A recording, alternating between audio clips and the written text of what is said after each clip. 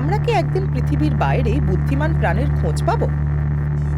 কয়েক দশক ধরে অনুসন্ধান চলছে, তবে এখনো পর্যন্ত আমাদের ছায়াপথ আকাশগঙ্গায় ভিন গ্রহের প্রতিবেশীদের কোনো প্রমাণ খুঁজে পাওয়া যায়নি। অন্য কোনো উন্নত সভ্যতা থেকে আসতে পারে এমন সংকেতও ধরা পড়েনি। তবে একটি সুপরিচিত সূত্র আছে যা দিয়ে সম্ভাব্য সংখ্যাটা আন্দাজ করা যায়। সেটি হলো ড্রেক সমীকরণ। 1961 সালে যিনি এটি তৈরি করেন তার নামেই এর নামকরণ।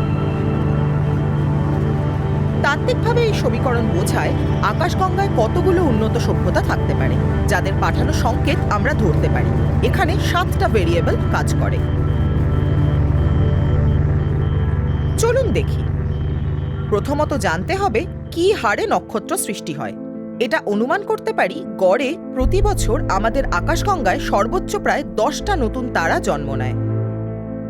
দ্বিতীয়ত, সেই সব নক্ষত্রের অনুপাত জানা প্রয়োজন যেগুলো শেষ পর্যন্ত আমাদের মতো গ্রহ ব্যবস্থায় পরিণত হয়।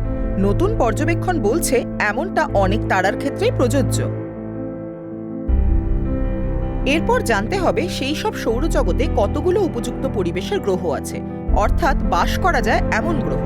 অনুমান করা যায় প্রায় 20% সৌরজগতে অন্তত একটা এইরকম গ্রহ থাকে।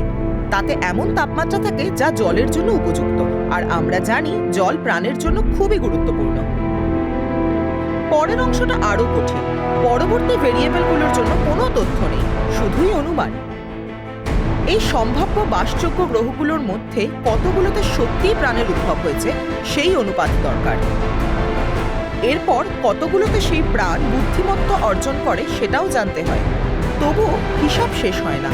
এরপর দরকার এই বুদ্ধিমান প্রাণীদের কতজন যোগাযোগের জন্য এমন সংকেত ব্যবহার করে যা আমরা শনাক্ত করতে পারি। সবশেষে সময়ের বিষয়টা।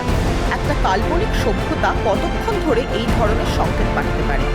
সংকেত কেবল আলোর গতিতেই ভ্রমণ করতে পারে এবং আকাশগঙ্গা অনেক বড়, তাই সেই সংকেত পেতে গেলে সময়টাও ঠিকমতো মিলতে হবে।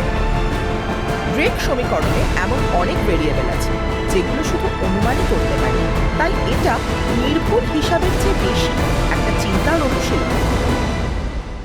আপনি যদি ভিন গ্রহে বুদ্ধিমান প্রাণের সম্ভাবনা নিয়ে আশাবাদী হন, তাহলে এই সমীকরণ হাজার হাজার সভ্যতার ভবিষ্যৎবাণী করতে পারে, অথবা কেবল সেই সভ্যতাটারই করতে পারে যা আমাদের পরিচিত এই পৃথিবীতেই।